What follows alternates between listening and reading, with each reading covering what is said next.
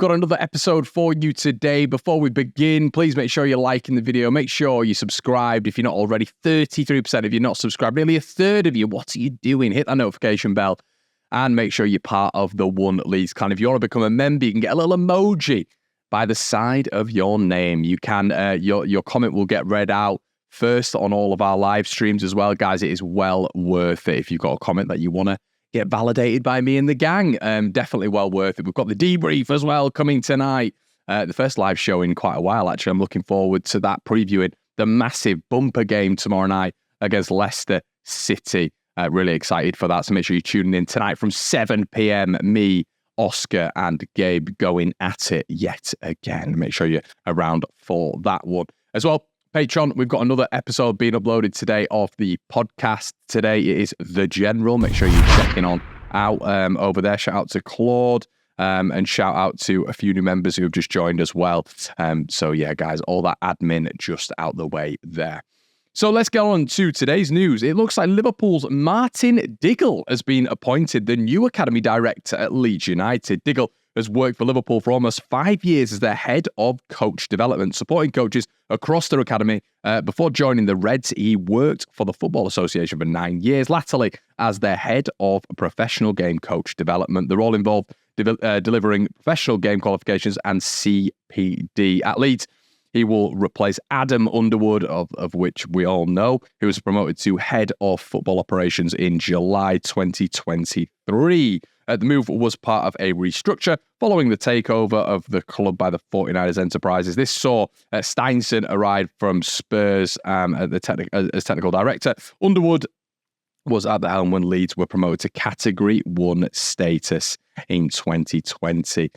Diggle's appointment has been seen as a very, very good one, actually, across the board. I've seen a few Liverpool forums as well stating that it's a really good move for Leeds United. It's a good move for Diggle as well, going to another massive club in Leeds United. And there we go. The Leeds restructure is taking place. Obviously, with Steinson, we've seen Hammond, obviously Daniel Farke come in, Underwood. There's been a lot of moving parts at Leeds United, but it seems that structure behind the scene, which is also important when it comes to the running of a very, very successful football club, is taking shape very, very nicely. Sports analytics giants OPTA have predicted that Leeds United are going to finish in the top 2. How exciting, everybody. And it is really, because this isn't any sort of random supercomputer. OPTA is absolutely huge when it comes to the face of analytics in football, the face of statistics, you know, all these sort of new metrics we're here in the modern era.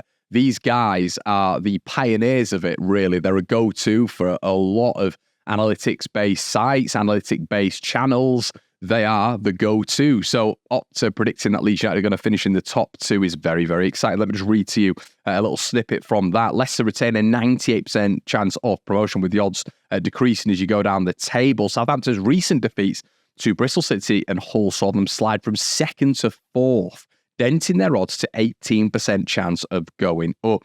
As for projected final points tallies, Opta estimates that Leicester will finish on 103 points, Leeds on 94, Ipswich on 91, and Southampton on 90. The gap between 4th and 5th, which has been sizable all season, does not look likely to close in the remaining 13 fixtures, which we all kind of know anyway, don't we? I mean, when you're looking at 4th and 5th, I mean, we're sort of in our own league when it comes to that top 4 at this moment in time anyway, when it comes to, you know, Leicester, Leeds United, Ipswich and Southampton. But with Ipswich's fixtures, which I've deemed a little bit favourable in comparison to others, and Leeds United's form at this moment in time, I don't massively disagree with Opta. You know, I think Southampton have still got some really tough games coming up. I do think Leeds United will finish in the top 2, and my sort of mindset with it has dramatically changed. Of course it has, and that's football, isn't it? That is football, the form of Leeds United in 2024, the style of play now, which has definitely sort of changed,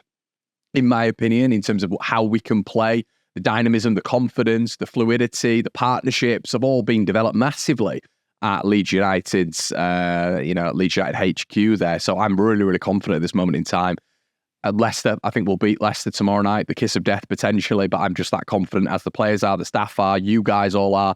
And this Leeds United side at this moment in time are a real force, and Opta predicting that we're going to finish on 94 points, and within that top two is sort of validating that it's not just Leeds United fans who are thinking that. And interesting news yesterday, the new Huddersfield boss, and I'll be brutally honest with you guys, I have no idea who this guy is. Andre Breitenreiter, nope, I've never heard of him either, took a little bit of a sly dig at Leeds United yesterday in his first Huddersfield Town press conference. Out of absolutely nowhere, there wasn't any sort of like real stimulus for him to do so.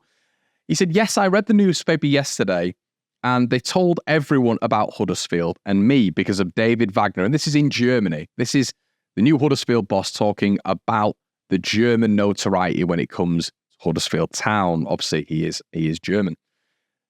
Yes, I read the newspaper yesterday and they told everyone about Huddersfield and me because of David Wagner, the promotion, and 2 years in the Premier League. Many know about Huddersfield more than about Leeds.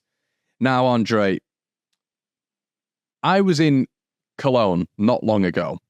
I've been to Germany is probably in my top 3 favorite countries. I've traveled a lot when it comes to Germany.